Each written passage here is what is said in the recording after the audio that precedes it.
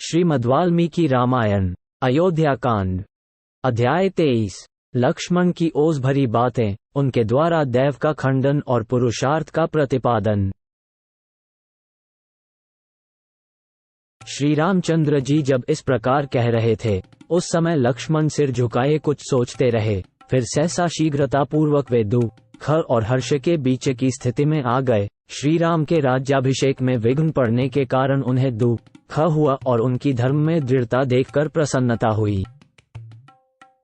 नरश्रेष्ठ लक्ष्मण ने उस समय ललाट में भौहों को चढ़ाकर लंबी सांस खींचना आरंभ किया, मानो बिल में बैठा हुआ महान सर्प रोष में भरकर फूंकार मार रहा हो।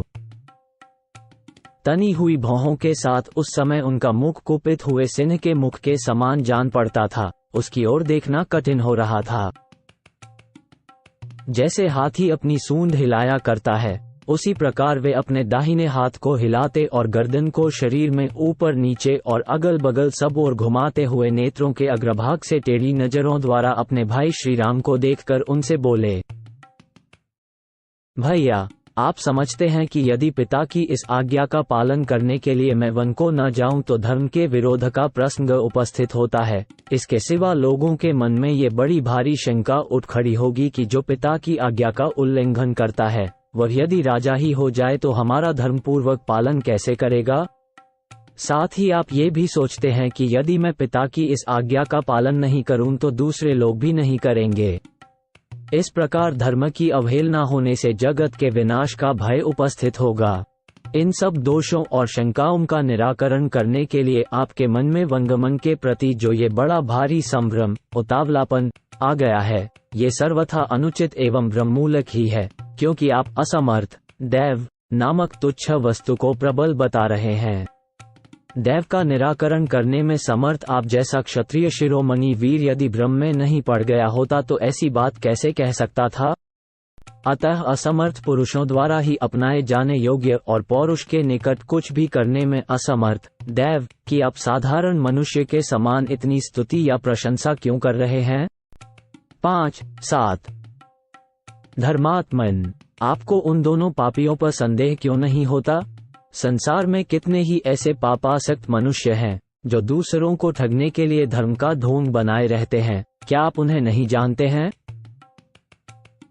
रघुनंदना, वे दोनों अपना स्वार्थ सिद्ध करने के लिए शक्तावश धर्म के बहाने आप जैसे सच्चरित्र पुरुष का परित्याग करना चाहते हैं। यदि उनका ऐसा विचार न होता तो जो कार्य आज हुआ है वह पहले ही हो गया होता। यदि वरदान वाली बात सच्ची होती तो आपके अभिषेक का कार्य प्रारंभ होने से पहले ही इस तरह का वर दे दिया गया होता। गुणवान ज्येष्ठ पुत्र के रहते हुए छोटे का अभिषेक करना ये लोकविरुद्ध कार्य है जिसका आज आरंभ किया गया है। आपके सिवा दूसरे किसी का राज्याभिषेक हो, यह मुझसे सहन नहीं होने का। इसके लिए आप मुझे क्षमा करेंगे।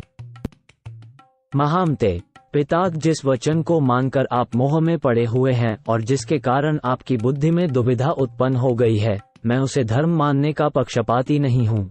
ऐसे धर्म का तो मैं घोर विरोध करता हूँ। आप अपने पराक्रम से सब कुछ करने में समर्थ होकर भी कैकेयी के वश में रहने वाले पिता अधर्मपूर्ण एवं निंदित वचन का पालन कैसे करेंगे। वरदान की झूठी कल्पना का पाप करके आपके अभिषेक में रोड़ा अटकाया गया है, फिर भी आप इस रूप में नहीं ग्रहण करते हैं। इसके लिए मेरे मन में बड़ा दुख होता है। ऐसे कपट पूर्ण धर्म के प्रति होने वाली आसक्ति निंदित है। ऐसे पाखंड पूर्ण धर्म के पालन में जो आपकी प्रवृत्ति हो रही है वह यहाँ के जन समुदाय की दृष्टि में निंदित है। आपके सिवा दूसरा कोई पुरुष सदा पुत्र का अहित करने वाले पिता माता नामधारी उन कामाचारी शत्रुओं के मनोरथ को मन से भी कैसे पूर्ण कर सकता है, उसकी पूर्ति का विचार भी मन में कैसे ला सकता है। माता पिता इस विचार को कि आपका राज्याभिषेक न हो जो आप दैव की प्रेरणा का फल मानते हैं, ये भी मुझे अच्छा नहीं लगता। यद्यपि वह आपका मत है, तथापि आपको उसकी उपेक्षा कर देनी चाहिए। जो काय है, जिसमें पराक्रम का नाम नहीं है, वही दैव का भरोसा करता है। सारा संसार जिन्हें आदर की दृष्टि से देखता है, वे शक्तिशाली वीर पुरुष दैव की उपासना नहीं करते हैं। जो अपने पुरुषार्थ से दैव को दबाने में समर्थ है, वह पुरुष दैव के द्वारा अपने कार्य में बाधा पड़ने पर खेद नहीं करता, शिथिल होकर नहीं बैठता। आज संसार के लोग देखेंगे कि दैव की शक्ति बड़ी है या पुरुष का पुरुषार्थ। आज दैव और मनुष्य में कौन बलवान है और कौन दुर्बल, इसका स्पष्ट निर्णय हो जाएगा। जिन लोगों ने दैव के बल से आज आपके राज्याभिषेक को नष्ट हुआ देखा है, वे ही आज मेरे पुरुषार्थ से अवश्य ही दैव का भी विनाश देख लेंगे। जो अंकुश की परवाह नहीं करता और रस्से या सांकल को भी तोड़ देता है, मद की धारा बहाने वाले उस मत्त गजराज की भांति वेगपूर्वक दौड़ने वाले दैव को भी आज मैं अपने पुरुषार्थ से पीछे लौटा दूंगा। समस्त लोकपाल और तीनों लोकों के संपूर्ण प्राणी आज श्री राम के राज्याभिषेक को नहीं रोक सकते, फिर केवल पिताजी की तो बात ही क्या है। राजन, जिन लोगों ने आपस में आपके वनवास का समर्थन किया है, वे स्वयं 14 वर्षों तक वन में जाकर छिपे रहेंगे। मैं पिता की और जो आपके अभिषेक में विघ्न डालकर अपने पुत्र को राज्य देने के प्रयत्न में लगी हुई है, उस कैकेयी की भी उस आशा को जलाकर भस्म कर डालूंगा। जो मेरे बल के विरोध में खड़ा होगा, उसे मेरा भयंकर पुरुषार्थ जैसा दुख देने में समर्थ होगा, वैसा दैवबल उसे सुख नहीं पहुंचा सकेगा। सहस्रों वर्ष बीतने के पश्चात जब आप अवस्थाक्रम से वन में निवास करने के लिए जाएंगे, उस समय आपके बाद आपके पुत्र प्रजापालन रूप कार्य करेंगे, अर्थात उस समय भी दूसरों को इस राज्य में दखल देने का अवसर नहीं प्राप्त होगा। पुरातन राजर्षियों की आचार परंपरा के अनुसार प्रजा का पुत्रवत पालन करने के निमित्त प्रजावर्ग को पुत्रों के हाथ में सौंपकर वृद्ध राजा का वन में निवास करना उचित बताया जाता है। धर्मात्मा श्री राम हमारे महाराज वानप्रस्थ धर्म के पालन में चित्त को एकाग्र नहीं कर रहे हैं, इसीलिए यदि आप ये समझते हो कि उनकी आज्ञा के विरुद्ध राज्य ग्रहण कर लेने पर समस्त जनता विद्रोही हो जाएगी, अतः राज्य अपने हाथ में नहीं रह सकेगा, और इसी शंका से यदि आप अपने ऊपर राज्य का भार नहीं लेना चाहते हैं अथवा वन में चले जाना चाहते हैं तो इस शंका को छोड़ दीजिए। वीर, मैं प्रतिज्ञा करता हूँ कि जैसे तटभूमि समुद्र को रोके रहती है, उसी प्रकार मैं आपकी और आपके राज्य की रक्षा करूँगा। यदि ऐसा न करूं तो वीरलोक का भागी न होऊं। इसलिए आप मंगलमयी अभिषेक सामग्री से अपना अभिषेक होने दीजिए। इस अभिषेक के कार्य में आप तत्पर हो जाइए। मैं अकेला ही बलपूर्वक समस्त विरोधी भूपालों को रोक रखने में समर्थ हूं। ये मेरी दोनों भुजाएं केवल शोभा के लिए नहीं है, मेरे इस धनुष का आभूषण नहीं बनेगा। ये तलवार केवल कमर में बांधे रखने के लिए नहीं है तथा इन बाणों के खंभे नहीं बनेंगे। ये सब चारों वस्तुएं शत्रुओं का दमन करने के लिए ही हैं। जिसे मैं अपना शत्रु समझता हूं, उसे कदापि जीवित रहने देना नहीं चाहता। जिस समय मैं इस तीखी धार वाली तलवार को हाथ में लेता हूं, ये बिजली की तरह चंचल प्रभा से चमक उठती है। इसके द्वारा अपने किसी भी शत्रु को, वो वज्रधारी इंद्र ही क्यों न हो, मैं कुछ नहीं समझता।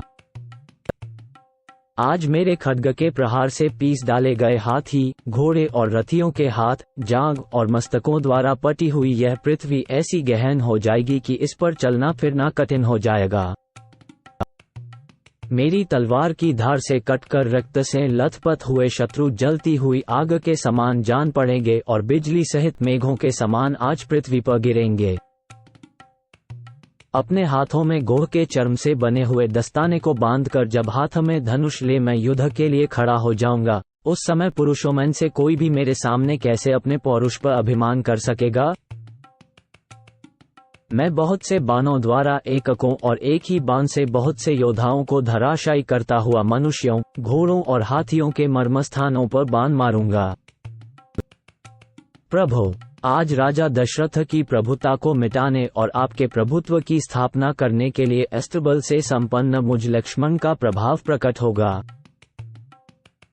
श्री राम, आज मेरी ये दोनों भुजाएं, जो चंदन का लेप लगाने, बाजूबंद पहनने, धन का दान करने और सुहृदों के पालन में संलग्न रहने के योग्य हैं, आपके राज्याभिषेक में विघ्न डालने वालों को रोकने के लिए अपने अनुरूप पराक्रम प्रकट करेंगी।